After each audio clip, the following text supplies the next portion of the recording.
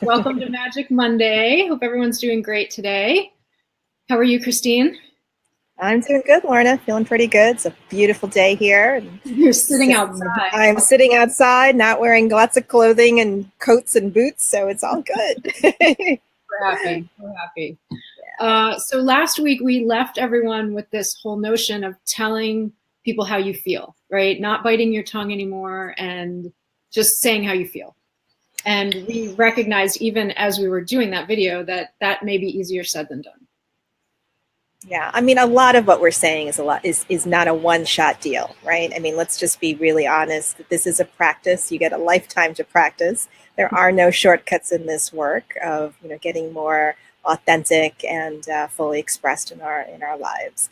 But we hope to provide some real life examples. And I think what we want to talk about today is a little essential theme, I guess, that's coming up in a lot of our talks, which is, sure, we're telling you to go out and try new things and speak your truth and stand up for yourself, and all that sounds really good in our brain, right? I mean, it's what we should be doing, using that word should, right?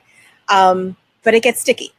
Yes. And we bump up a lot, on situations, big and small. We're bumping up on some stuff. And I think that's what we want to explore a little bit today.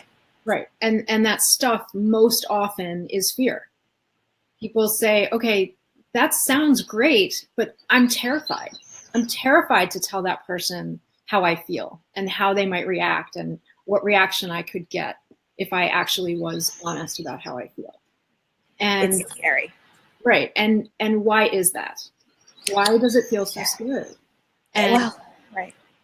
It's scary, right? It feels like we're going to be rejected, judged, made fun of, kicked out of the club, almost, I would suggest to you, our central nervous system goes a little haywire and it starts to feel like we're going to die, quite honestly, that there's something very threatening, almost a basic instinct that we're trying to defend and protect from ever feeling like that, right? And we can often feel very small. Or young, for that matter. Yes. And the reason for that is because these feelings and this reaction that's happening in our bodies actually does date back to our childhood. That things happened to us when we were young that scared us. And we got messages, right? We got messages from, it could be parents, teachers, clergy, caregivers, that not now, I don't have time for that. Or who are you to say that? Or good girls don't do those things. They don't say those things. Right? You can be seen but not heard. Big ones. Right? Is there any wonder that we're afraid to say how we feel? Well, that's what we were brought up with. And so we need to recognize that all of these things, and whether you consider it your inner child that you're reparenting, or that it's your central nervous system, because it's really the same thing. It's just a matter of how it resonates with you. This is actually happening in your body. And this is why it feels so terrifying. This is why it's not a cognitive, problem-solving type thing, right? And that we can't push ourselves, willpower ourselves to change behaviors, right? It's right. deeply grouped. We have a lot of thoughts and beliefs that are supporting these behaviors and creating these outcomes. Right. So we always have to dial it back. Right. And you feel like, well, I'm an adult, I should be able to handle this. But this part of you is not an adult. This part of you is very, very young. And so how do you treat a very young child? You treat it very gently, very compassionately. You say, we can do this. It's okay. You're safe.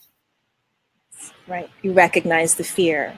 You recognize what's going on, right? That awareness is the first step, right? This feels really scary. I'm having a really hard time with this. My body's going crazy right now, right? Yeah. And so, to jump to the next part. So the really important part to understand is you will not die. As scary as it feels and as difficult, and your heart's beating out of your chest and you're sweating and all of those things, you're not actually in physical danger.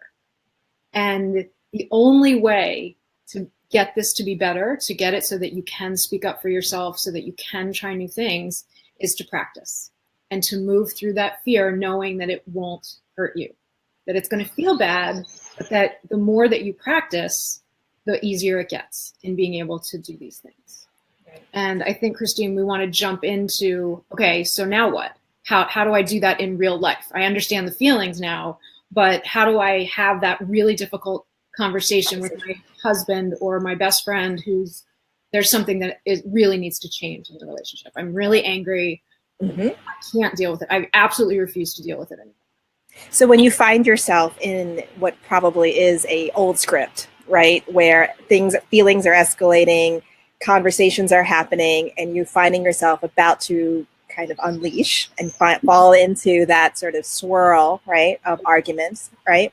And maybe you did unleash, but that's okay. But that's okay. At some point in time, what you want to do is recognize what's going on.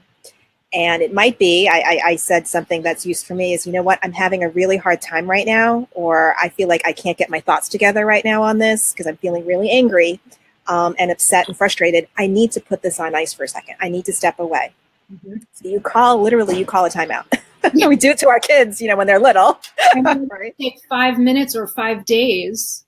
You want to get yourself straight. You want to figure out why you're so angry, what the situation is that is really not working for you, and what you want to change about it. So get really clear, right? Recognize the feelings that are getting kicked up. Maybe explore what it reminds you of. Maybe explore some thoughts and beliefs there, some stories, some narratives that go with that, like, oh, there's that not enoughness, or there's my voice isn't important, right? Whatever that is, right? I'm not making myself a priority in this situation. I always come second. I'm not okay with this anymore. Get really clear. And then that's when you go back to the person, right? And there's some very specific things that you want to do and don't want to do when you actually go back to have this conversation. So now we know that the feelings are going crazy in you, but you know that you can handle that. But the actual conversation needs to be about you. You want to say how you feel and what it means to you versus pointing the finger, right, Christine? Exactly. So you don't want to be judging. You don't want to say you should have said, or why can't you just do this, right? It all starts with I, right? When this happened, I felt really sad. I felt very worried about our situation. As opposed to you made me feel. You exactly. Did right, because that doesn't fly. And if we point the finger, the other person's going to go on the defensive. It's going to hit their stuff. And then you're going to have a big blow up and nothing is going to happen. Nothing productive is going to come out of the conversation. And you kind of failed before you even started. So the whole idea is to create a new outcome here. To literally, as I said before, change the script, right? Because oftentimes we're stuck in old scripts. So we have to write a new one. And the new one always, this is why this practice is so life-changing. It's about practicing how to get your needs met. Practicing how to express what's really going on for you. Right? Prioritizing yourself, right? And the more you do this, it creates this amazing momentum. So not only does it help you in terms of you living more authentically and more at peace, but it evolves relationships, big, small, all shapes and sizes, right? And as we said at the beginning, the more you practice this, the first time you're going to come out still feeling very uncomfortable. But each time you do it, it gets easier and easier until that day when you do it in real time and are able to say how you feel and what you want without your body going crazy. And afterwards you say, oh my gosh, I can't believe I've come so far.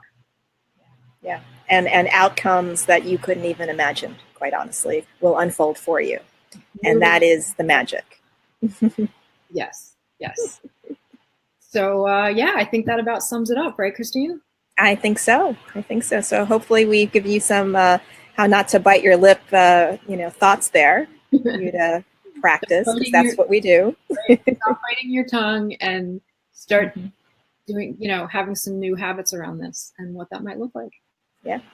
All right, guys. Love to hear from you. Love to hear your thoughts. Love to hear some real life scenarios that you might want to pick our brains about. We're always here for you. And have a great week. All right. See you next week. See ya. Take care, everyone. Bye. Bye-bye.